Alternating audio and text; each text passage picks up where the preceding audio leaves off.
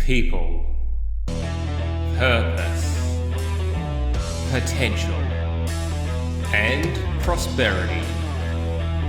It's time to go beyond business with Sean Nicholas. So on today's show we have Tim Conolan, CEO and founder of TLC for Kids. Now Tim is also a recent award winner, being a member of the Order of Australia, which is a fantastic accomplishment. Well done. Thank you. And Tim has also in the past been Australian Local Hero of the Year, a Social Entrepreneur of the Year, and won many awards for his work in the not-for-profit sector. He has been CEO and founder of TLC for Kids and CEO for the past 20 years, which is fantastic. And we're really pleased to have Tim on the show. Tim, thank you for being on the show, and tell the audience what TLC for Kids does. Well, first of all, thank you very much, Sean. Absolutely love the idea of the series and what you're going to be bringing out in people. So hats off to you and well done. And thank you. It's an honour to be here. So thank you very much. So TLC for Kids, it's a children's charity. We provide support, which is emotional, practical and immediate relief for sick kids and their families while they're doing it tough in hospital. We currently work with 405 hospitals across Australia, 5 hospitals in New Zealand, and our services are used about 850,000 times a year to make children's time better while they're in hospital. And that's from anywhere from paying for medical expenses, food or fuel, accommodation, transport, all the way up to unfortunately helping out with funerals sometimes, or it might be as simple as distracting a child during a procedure or an examination. So the idea is to try and create a normal sense for the family, even if for a couple of minutes, to provide that distraction so they actually feel like, well, it's not a hospital, it's not a scary place, it's just, we're going to get through this, and if we can inject a little bit of fun into that experience, the memory of that for that child and family is always better, and that's our focus. Fantastic. And where did the idea for TLC germinate from? Where was it? Where did it come from? Well, I was actually doing motivational work years and years ago. So I think I'm like a cat. So I've had many lives. And through the motivational work, I was invited to a camp that was working with my brother, and this camp was working with cancer kids. That was the first time I'd ever worked with anyone that was sick. Yeah. And we were teaching goal setting, positive thinking, doing dream collages, meditation. This is back in 1993, and the kids loved it. And I got so much out of that, thinking, well, we're teaching people how to stay positive, but they wanted more, and they were, asking all these great questions. So I felt a little bit guilty, thinking, well, I'm really enjoying helping people feel better. And from the camp working with the kids, flash forward a few years later, one of the kids that I was working with was transferred to the Children's Hospital in Melbourne. This is back in 1998, and I did some more work with him, and I found out through that work that all these kids were missing out in the hospital, and I wanted to fix that and change it. So started and formed TLC for Kids. So it was charitable work before that, and then I started it as a charity, which is a board of directors, set of rules, governing bodies. And I thought, well, I'm happy to do that because I need the organisation to be bigger than just a few kids. And the concept was to actually encourage other charities to just do a little bit more, open up their doors and help kids, not have kids on waiting lists. Yep. And about 18 months after we started, other charities were referring kids to us. So it became an accidental charity that was needed and became part of healthcare in the country. And now here we are today. It's 8.5 million times we've put smiles on kids' faces. So it's very daunting, but very rewarding. I just love it. I've got the best job. That hashtag best job, whatever that is. I love that. I see the rewarding thing, but I'm quite interested because often people don't understand the daunting side of a business, and your not-for-profit or your charity is a business, but they don't understand the daunting side of this journey. Where do you see it daunting for you? It's interesting because the first decision to make it into a charity meant that I was answerable to a board of directors. And I thought, well, every day I have to perform. And if they think I'm not performing, well, I'm happy to put myself out there. So it's a shift in, I suppose, with your confidence and what you want to do, to realise, well, if you're running your own business, you are your own boss. But when you're in a charitable organisation, the board of directors is your boss. Which is good, keeps you on your toes. Yep. But also it's a great way to reflect back on what you have been doing, and I suppose keep yourself quite grounded. They've been a great resource also for the daunting times, because there is a lot of stress that happens in the non-profit sector. For the first 2 years, for example, I funded the organisation. I was a professional DJ by trade, yes, in another life, but that helped fund the organisation. But that was also quite stressful to know that, well, all the money was just going into this and we're just helping families and kids, so there wasn't any return. And we had to keep the lights on at home and the food in our bellies and clothes on our back while we were trying to build this organisation. We got to a stage where we actually sold our house to keep the organisation going. But we were happy to make that sacrifice because we knew good things were coming, but we also realised that no one else was helping these families. So it was, again, as daunting as it was. So Anna, my partner, so we met her at the Children's Hospital, but we both made a decision. Thought, no, we're together. We're on the journey. Yes, it's a tough path, but we saw the light at the end of the tunnel. I think if you just hang in there, things will change. Not should or hope. We knew they would change. We had no idea how and how long it was going to take, but that took a lot of strength. And I think because we were together, that made it a lot easier because it was that single focus. So I think to deal with daunting situations, it's very important to have a support base around you. If it's not a group of people, at least have one person you can talk to. And if you are by yourself, there are many organisations and groups for counselling and some feedback. But it's very important for people not to think they're an island, and to get through it, you need people. So, definitely. And many business owners and entrepreneurs go through that phase where the optimism and they know what they're doing is good, either in business or in social enterprise, but to push through. And you mentioned then those key people and support around you. And I've heard that from many entrepreneurs, and that was a telling point for you to have that support around you. Oh, very much so. Because it's actually twofold. Because number one, having that support base to know that, well, if I've got problems or need to talk to someone about it, I've got a great group there. But the flip side of that was for me thinking, well, I want people to enjoy this journey, be part of it, invest your time into it, because I know it's good, but it can be great if you got more people, and it became a movement. So I thought, well, I sort of use that. I'm a silver lining kind of guy. So no matter what happens, I go, no, there's a reason for that. There's a lesson in there.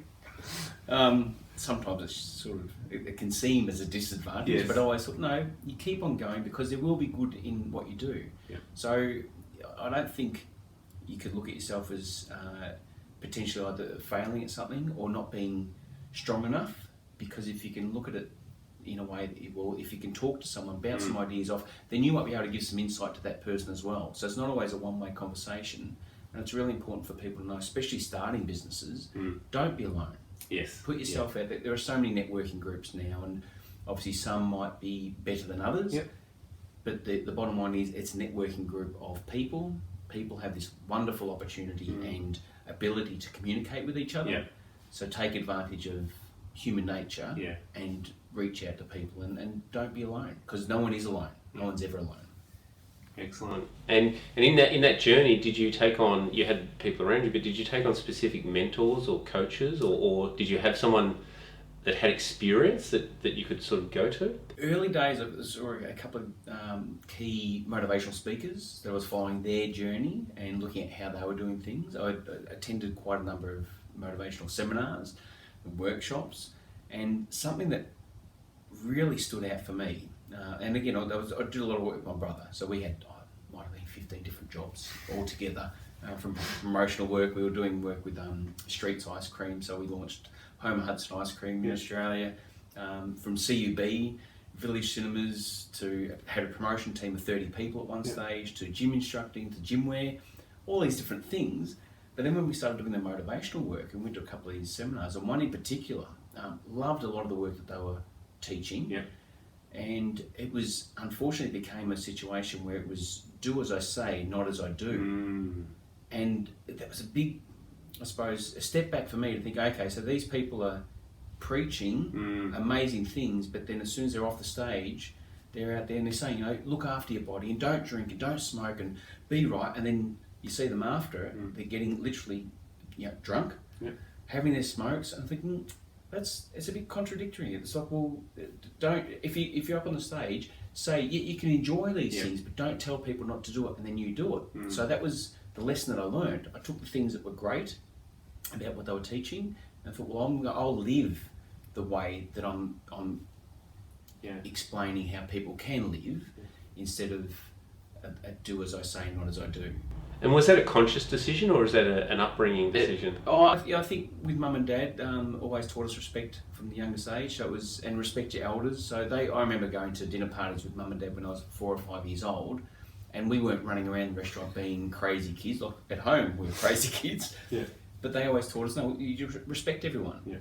So part of that upbringing was always do the right thing, and just do the right thing. So not lying, not being deceitful, they're not very hard things to do, because it's a choice to do the wrong thing.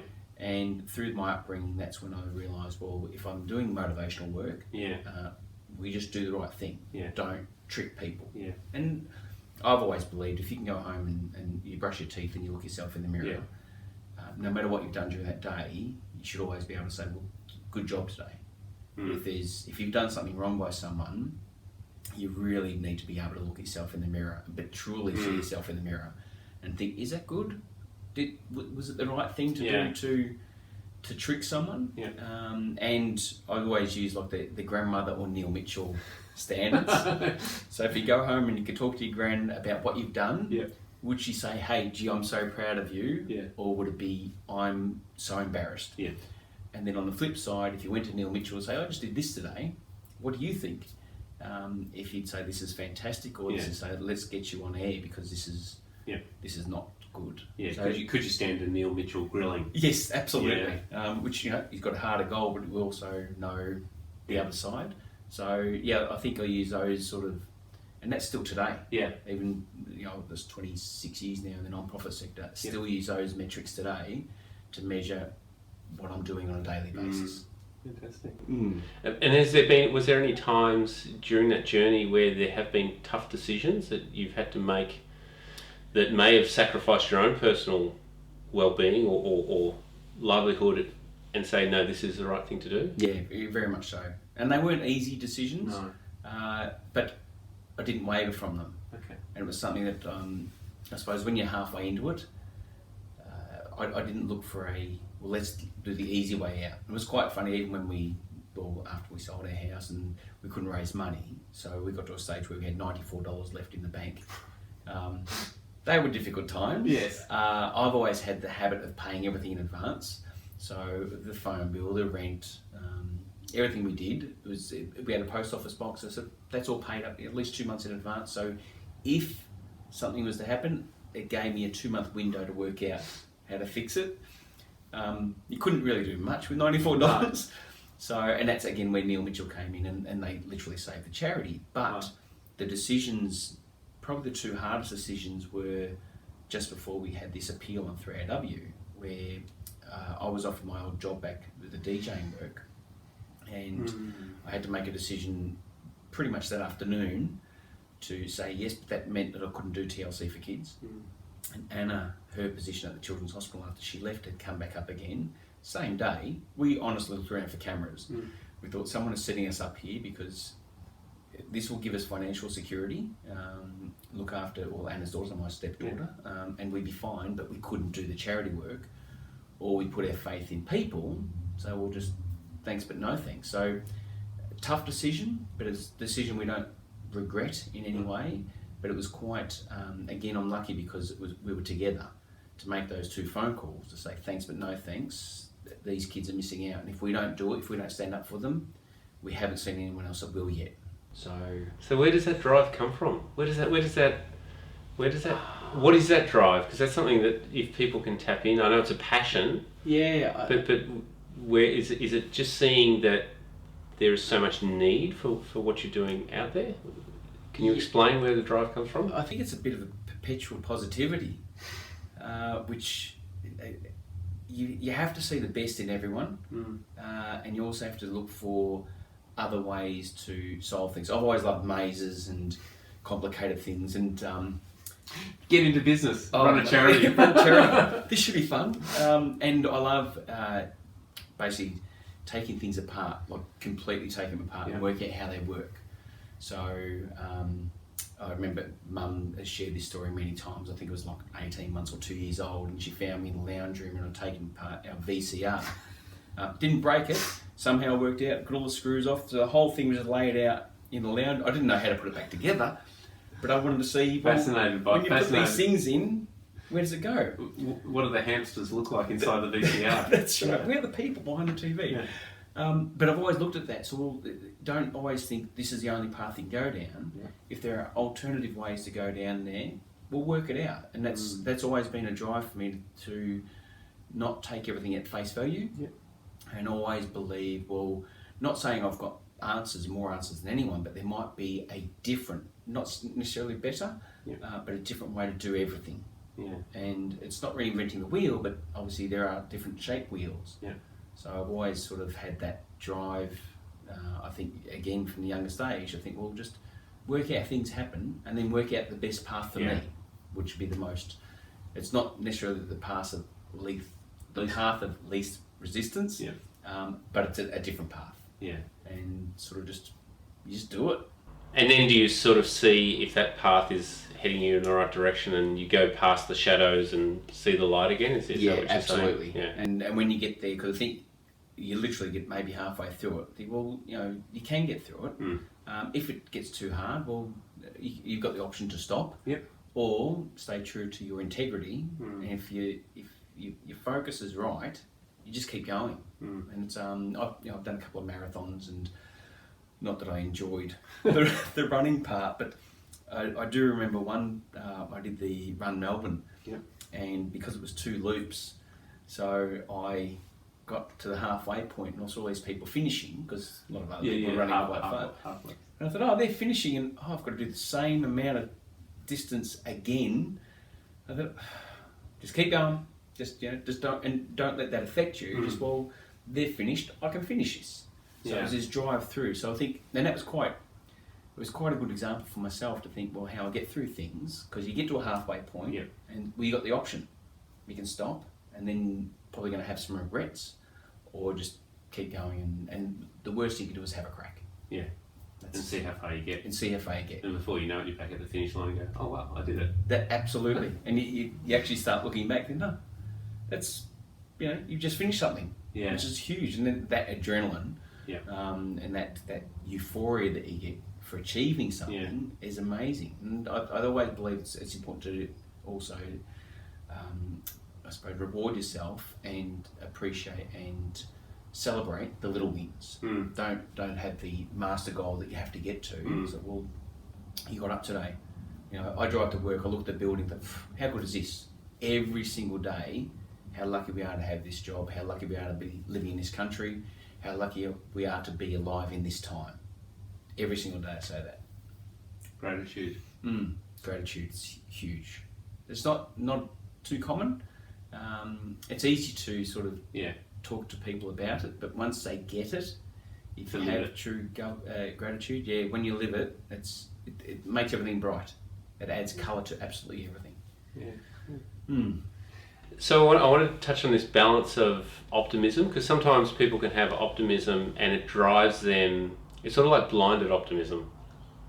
So they're going, no, it'll be all right, but they see reality everyone else can see is falling around behind them.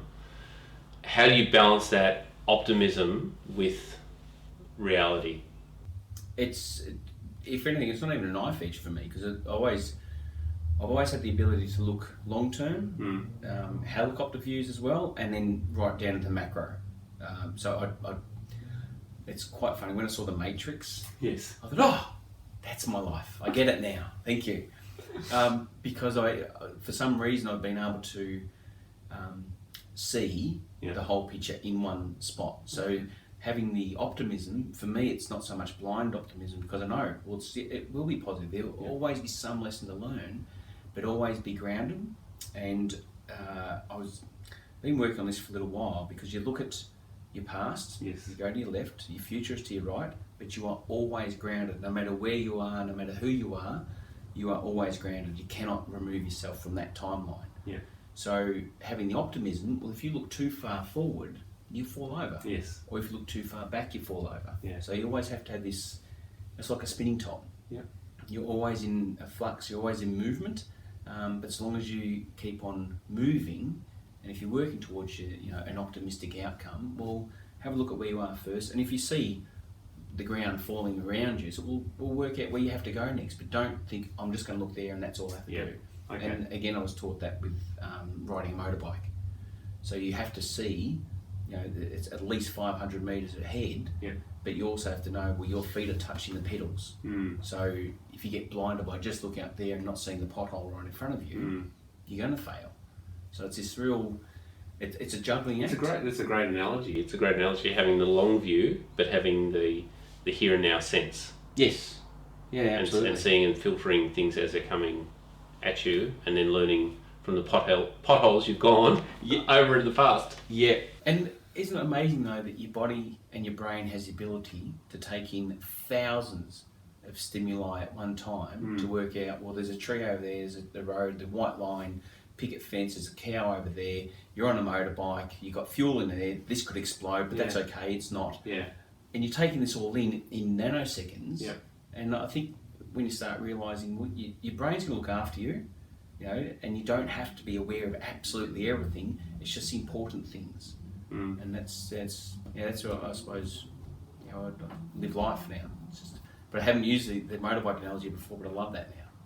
Thanks, Sean. Yes, your analogy. Tim's analogy, the motorbike, like life. I have to reread Zen and the Art of Motorcycle Maintenance again. Very good. I love that philosophy, and I can see that's in you. Is this groundedness, or this ability to stay grounded, is it something you've always had, as well as the long view optimism? Like, is it something you've balanced? Like pre-TLC for kids, you're in this entrepreneurial life, which can be hectic. Yep. Did you have that then, or have you developed it and grown? I think it's grown. I've always had an element of it. Yep. Always been very interested in I suppose, meditation and being still and breathing, and really concentrating and listening to your breath. So I've always been fascinated with that from the youngest age. But I think as you fine-tune your skills, it's working out, well, how do you switch it on, and when do you need it more? Yep. And when do you need to just back off a little bit and just go for a ride? Yeah. Let things go. And sometimes that's actually probably the hardest thing, to think, well, things are set in motion. Yeah. Occasionally you just have to say, well, just watch for a minute. I have no control over that yet. Yeah. I just have to let it play out. And that's something I'm still learning. Yeah. But every now and then it's sort of not being a control freak, which I have struggled with, especially even with staff wise, and want to get in there because I want to help people, I want to educate, I want to share the knowledge that I've got. And think, no, Tim, that they have to learn. Show them once, they do it. They can yell out if they need your help. But that's what I'm learning at the moment. You're always learning. Yeah. I think we're always children, no matter what we do. Yeah. But I think that's something that I've really, I've got to the stage where I know how to be calm and grounded all the time, but also working out how to actually step back a little bit and enjoy the ride. Yes. So that's... Yeah. Because it's something many people, business owners and entrepreneurs, get swallowed in, and they're so hands-on, and they're trying to hold on to everything, that then that stress and anxiety, this passion that they're driving, is causing them stress and anxiety. Yeah. Or they have the eyes on, well, I'll rest when I retire. That's why I really enjoy life. So, and that's, I don't know how old that saying is, but when you start living it, think, wow, you shouldn't work. You shouldn't work not to work. Yeah. When you're old, or frail, or spent, and it's really important to grab onto the things something in your job or your life that you really enjoy. Yeah. Or take some time every now and then, just really be in that moment. Yeah. And just enjoy that. Yeah. That re-energises you so much. But yeah, you're spot on with people, especially entrepreneurs, young entrepreneurs as well. it becomes this flurry of activity. You get caught up in the moment, but you're not saying, well, long term, I can't sustain this. Yeah. You get burnout, Yes. a lot of stress, and a lot of anxiety, which is really sad. Yeah. That the level of stress that people now, and mental well-being, and stress is causing illness, but it's unnecessary.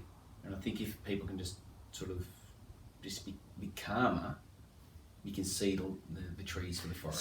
So Tim, how have you shaped that running an organisation like TLC for Kids? Keeping a charity afloat, keeping it prosperous, keeping it delivering its services, and also expanding and growing. Is there some practical ways or things, insight that you can give of how you've shaped that so that you still love doing the stuff to fulfill the purpose? Yeah, absolutely. I taught myself how to juggle. Yeah, excellent. Years ago, and I keep on looking at everything we're doing and say, well, this is just juggling. Yes. This is purely just I don't juggle chainsaws by choice, of course. I probably could learn. But I always look at that thinking, well, when you are juggling, you'll have your favourite ball. Yeah. So with the balance that comes in with what's going on and making sure that things are prosperous. So it's trying to allocate time to each division, each pillar, whatever you want to call them. And just the other day, which was beautiful, because the part that I do miss of the work is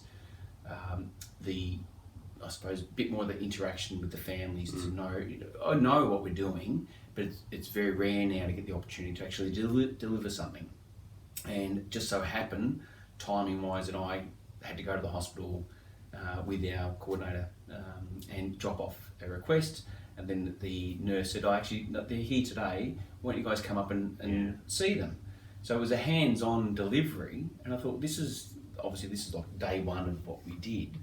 And it's a really nice thing to come back to, because as I was saying, I know we do this every day, but for me to experience that again, it was a shot in the arm. It was almost like an adrenaline shot. I think, wow, this is 20 years on, this is having the exact same effect on families of why it started.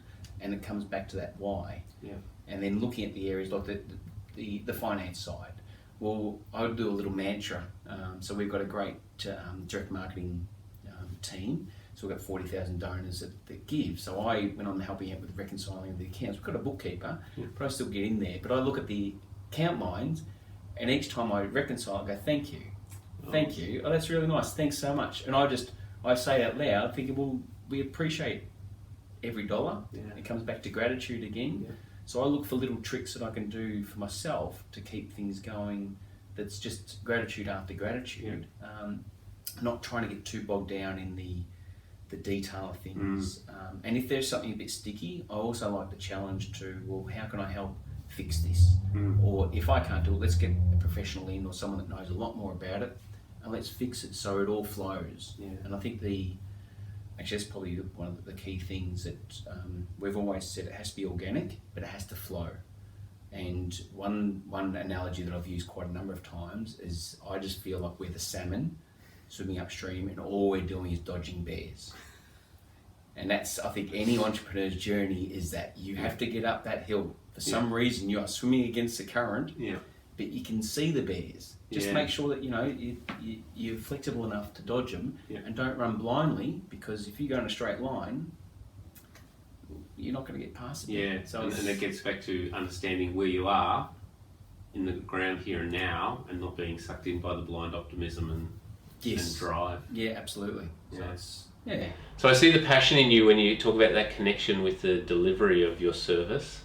Now as the charity expands, and you have some tricks in terms of looking at the books and seeing and saying thank you, how do you see yourself staying connected with that delivery as your role expands and you sort of move probably away from the hands front line? How do you see your journey in that, to keep that connection, to keep that passion which comes through when you talk about it? I think it's a tether, and I like it as a mental tether. So from day one, from Francis being, I'll say patient zero, but the first kid, so I've got a tether to him. So no matter what I'm doing, I've always got that connection. And so with the services now, I know look, there's an opportunity probably the next 18 months to 24 months will be in the UK, which means travel, which means meeting new hospitals. Yes. So to go to the other side of the world, I've still got that tether coming back to, well, why are we doing this? So I never want to be disconnected from it. And something that's really resonated with me, Anna mentioned this about one of the people she was working with a long time ago. And he said, I'd never see kids, if it wasn't for you, I'd never see kids. And this guy had a senior role looking after in one of the hospitals that we work with. Yeah. And that floored me to think, well, you know, he's got no connection with why they're raising the money, but he didn't see it. But he also knew, so well, it's out of his hands. He couldn't physically do it. So when I heard that, I thought, I have to make sure that I'm not in that position, because it's always about the families. And the only reason why we're here is because of the service.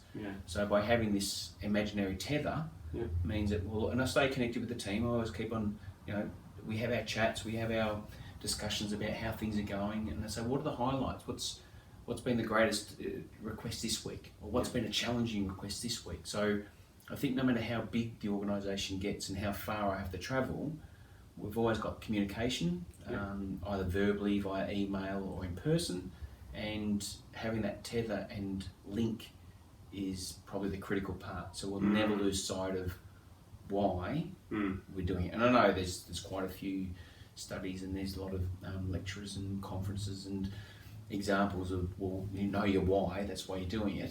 But I think that but staying connected to it. Staying connected to it. And I haven't come across too many books that teach you how do you stay connected. And the one thing I've, you know, personally for me, is a tether, because it's a lifeline. It's a lot there. You stay there. So tell us how you do it practically.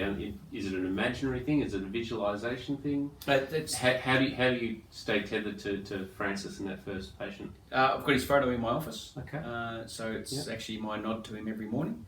And I think about him every day, but not in a sad way. It's a grateful. I don't know. It's quite a.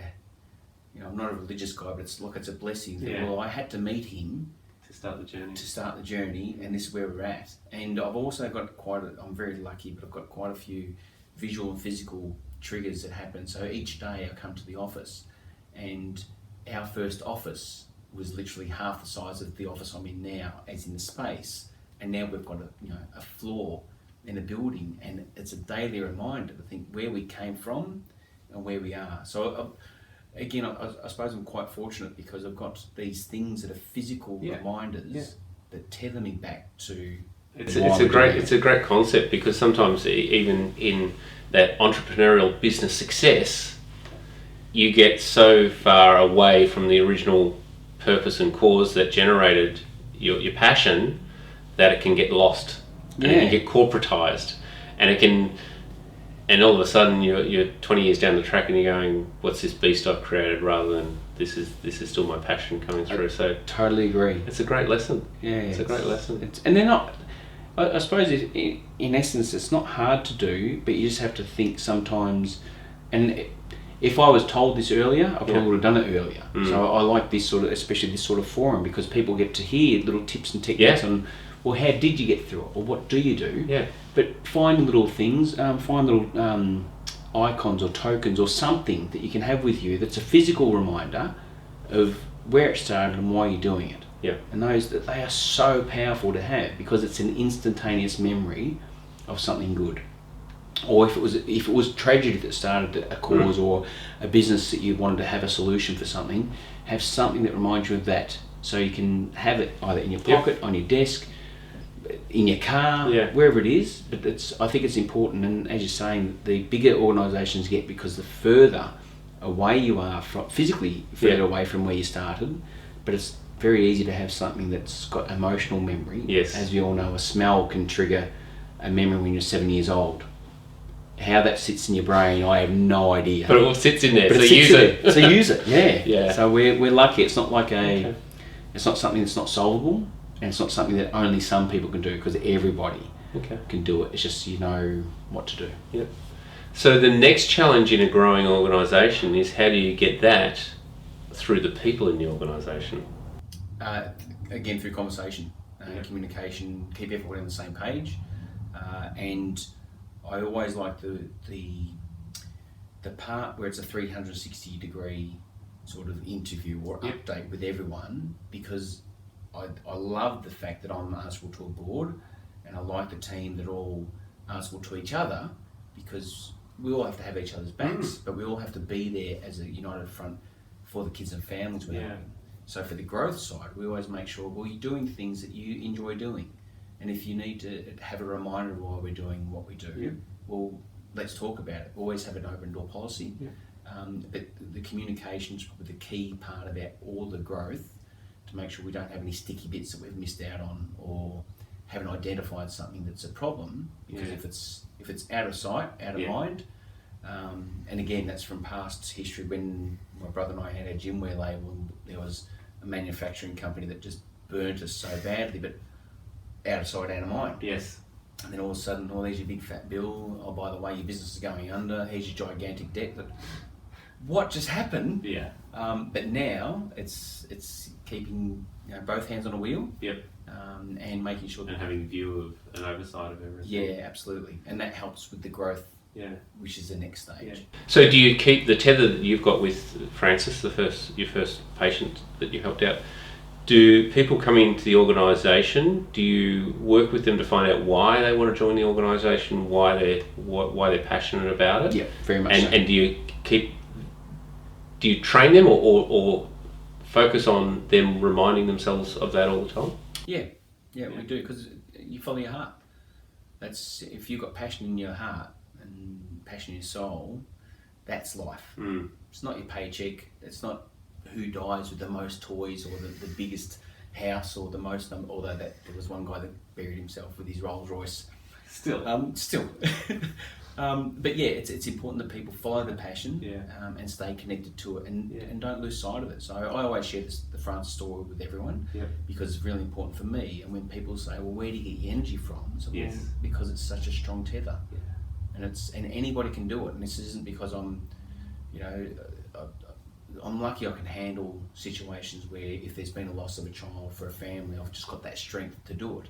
I'm not saying everybody can do that, but everyone's got the ability to have that passion, the fire in your belly. The drive for something. Yeah. But in modern corporations and organisations, we're seeing so much disengagement, so much mental illness and stress in the workplace. What can organisations and businesses learn from what we've talked about in terms of keeping their people engaged from your point of view? I think it's looking at what's driving the team, and bring it back to why they're doing what they're doing, instead of get the numbers across the line, get some sales. I don't care how you do it. It needs to be humanised. Yeah, I think that's probably the key thing. Mental illness is rife, which unfortunately there's a lot of labels being given to people. Oh, I'm stressed, so I must have mental illness. So, well, it could be stress. So we don't want to blow things up. But it's important that people have that confidence they can talk to someone about it, and realise, well, all right, I'm a bit stressed because there's not much petrol in the car today, so it's really stressful. But you have to think, and what I've loved, there's a great example where people say, well, it's not so much people are doing it worse than you should go and see people in the hospital. It said people are dealing with worse situations than you. And it's those two things, they're actually chalk and cheese, where people need to see someone in distress to realise, well, I've got it pretty good. You need to realise how they deal with the stress that they are dealing with, and that puts it into perspective. And I've found that quite difficult, I suppose, to get a bit of an audience and do that as part of the education. This is something I'm really pushing out. I want people to understand you don't need to go to Cambodia to understand that, well, people are living, out of toilets, basically. They're dealing with it. There's stressful things you can do. Work out what you can do, but you don't have to go and see something to believe it's actually happening. And this is part. I think social media is it could be a tool for greatness, but it's also been a tool that has disconnected everyone so badly with depression, with anxiety, with the stress, because they're living lives that, it's a smile on the camera. As soon as it's off, Yeah, definitely. They're in a dark room, and it's I find that quite sad. That actually hurts my heart. Yeah. I don't know how to fix it, and this is one of those things that I focus my energy on the things that I can fix. Yes. But it's not dismissing the things that I can't. Yeah. And it's that's probably a challenge. That's probably something that I. But in your role and with TLC, you're dealing with stressful situations all the time, families in stress. What sort of practices do you and your team put in place to, one, deal with having to handle it yourself, but also dealing with people in those stressful situations? Again, talking with the team. We debrief a lot. We talk to the hospital staff as well. If there's a really tricky situation, we might either get the hospital staff in. We've got opportunities to talk to different groups as well, but we've found we've got a really good mechanism internally to make sure if someone's struggling, the team are around them. Yep.